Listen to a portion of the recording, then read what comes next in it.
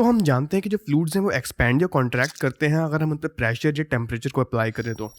अब जो वेरिएशन है लिक्विड्स में वो थोड़ा कम होता है एज़ कम्पेयर टू गैसेस, लेकिन जो अमाउंट ऑफ वॉल्यूमेट्रिक चेंज है वो डिफरेंट होता है डिफरेंट डिफरेंट फ्लूइड्स के लिए। तो हमने इसी चेंज को ध्यान में रखते हुए दो ऐसे प्रॉपर्टीज़ को डिफाइन किया। पहली थी बल्क मॉडुलस, दूसरी थी कंप्रेसिबिलिटी।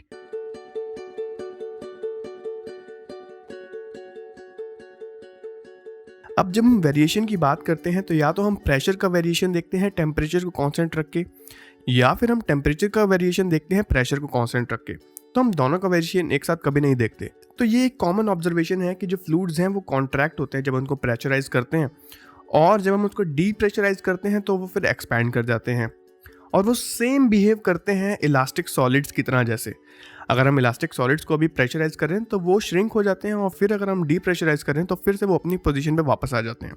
तो जैसे हमने स्ट्रेंथ ऑफ मटेरियल्स में बल्क मॉडुलस को डिफाइन किया था, उसी तरीके से हम फ्लूइड मैकेनिक्स में भी बल्क मॉडुलस को डिफाइन करते हैं। वो डिफाइन किया जाता है ratio of change in pressure to the fractional change in volume और density while keeping the temperature constant. अब ये जो फ्रैक्शनल चेंज इन वॉल्यूम है इसको हम कहते हैं वॉल्यूमेट्रिक स्ट्रेन। नॉर्मली सारी बुक्स में फ्रैक्शनल चेंज क्या होता है कि कितना चेंज हुआ as compared to the original volume, और ये लिखा जाता है delta P that is change in pressure to the fractional change in volume that is delta V upon V, कि कितना फ्रैक्शन चेंज हुआ उसकी ओरिजिनल वॉल्यूम के कंपैरिजन में। अब अगर हम प्रेशर को बढ़ाते हैं तो जो वॉल्यूम है वो डिक्रीज होगी। अब अगर वॉल्यूम डिक्रीज होगी तो जो परसेंट चेंज आया वॉल्यूम में वो भी नेगेटिव आएगा। और हम क्योंकि जैसे जितने भी मॉडुलस होते हैं, जैसे कि शेयर मॉडुलस, इलास्टिक मॉडुलस या बल्क मॉडुलस, हम ये नहीं चाहते कि वो नेगेटिव वैल्यूज़ में आए, तो हम अपनी तरफ से उनको नेगेटिव साइन प्रोवाइड करते हैं ताकि ये वैल्यूज़ हमेशा पॉजिटिव रहें, विच इज़ इक्वल टू के। बल्क मॉडुलस का जो सिंबल है नॉर्मली देखा जाएगा आपको के से। अब इसकी जो यूनिट है, क्योंकि वॉल्यूमेट्रिक चेंज की तो कोई यूनिट नहीं होती क्योंकि वॉल्यूम से वॉल्यूम कट जाएगा, देयरफॉर जो प्रेशर की यूनिट होती है वो ही बल्क मॉडुलस की यूनिट होती है। जैसे कि आप देख सकते हो पास्कल या एटमॉस्फेरिक प्रेशर या बार्स एटसेट्रा।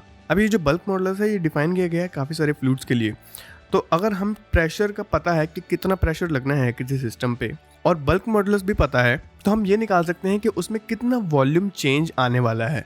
अगर हमें प्रेशर पता है कि कितना प्रेशर लगना है उस सिस्टम पे, और हमें ये पता है कि उस फ्लूइड का बल्क मॉडुलस क्या है, तो हम यहाँ से परसेंटेज चेंज इन वॉल्यूम निकाल सकते हैं कि कितना परसेंट चेंज आ जाएगा उसकी वॉल्यूम में अगर हम एक पर्टिकुलर प्रेशर को अप्लाई करें तो। अब अगर कोई इनकम्प्रेसिबल फ्लूइड है तो उसकी जो वॉल्यूमेट्रिक चेंज होगी वो तो जीरो होगी, मतलब उसकी वॉल्यूम में कोई चेंज नहीं आने वाला क्योंकि वो इनकम्प्रेसिबल है, तो delta V will be zero.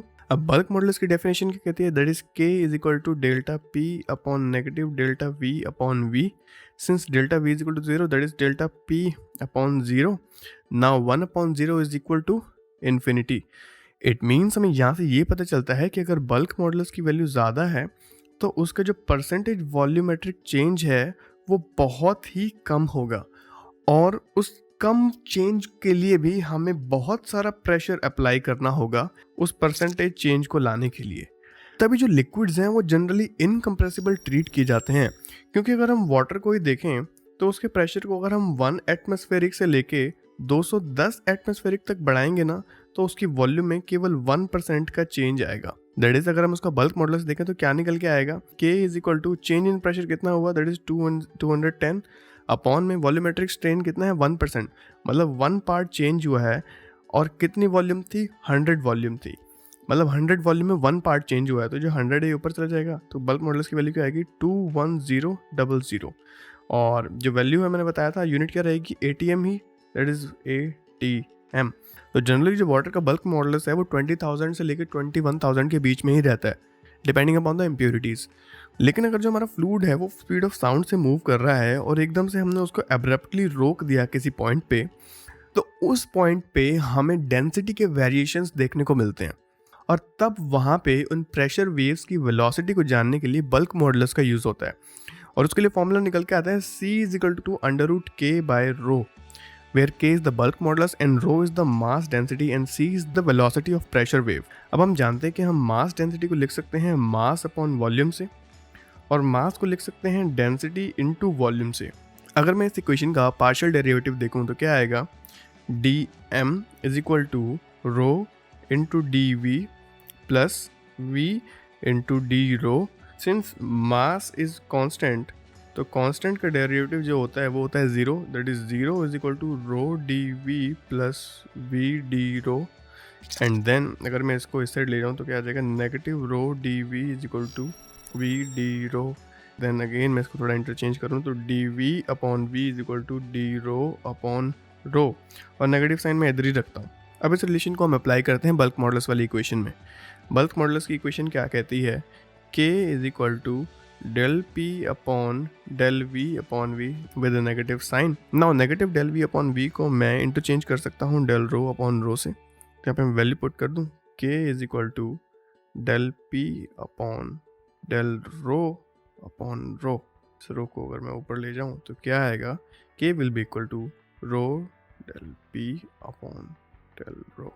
Another way of writing bulk modulus. अब हमने देखा था कि जो बल्क मॉडुलस ऑफ वाटर है वो है 21,000 एटमॉस्फेरिक। नाउ अगर हम एटमॉस्फेरिक को न्यूटन पर मीटर स्क्वायर में मतलब पास्कल्स में अगर कन्वर्ट करें तो कैसे लिख सकते हैं, 21,000 into 101325 newton per metre square which will be almost equal to 2.1 into 10⁻⁹ pascals और न्यूटन पर मीटर स्क्वायर। वहीं अगर हम बल्क मॉडुलस ऑफ एयर देखें तो क्या है, 1.06 into 10⁵ Newton per metre square.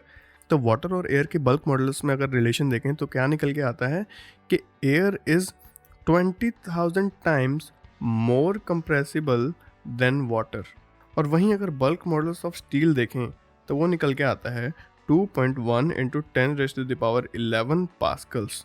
It means water is 100 times more compressible than steel. तो अगर अब आपको ये देखना है कि कितना परसेंट वॉल्यूम में चेंज आता है अगर मैं यूनिट अमाउंट ऑफ प्रेशर को चेंज करूं तो उस टर्म का रेशियो को बोला गया कंप्रेसिबिलिटी।